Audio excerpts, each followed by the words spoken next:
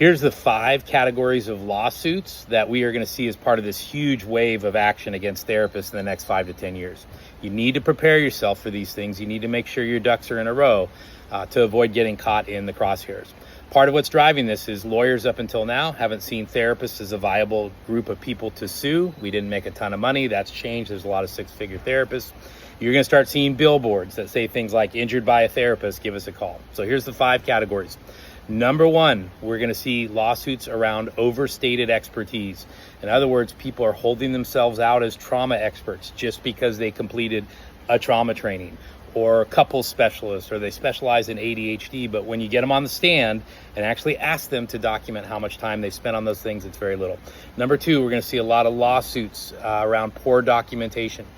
When you are scrambling after the fact to get your documentation done, when the timestamp shows that you didn't do the note until 6 weeks or 8 weeks or 6 months after an appointment, you're going to get sued for poor documentation. Number 3, unethical diagnosis, especially of people not in the room.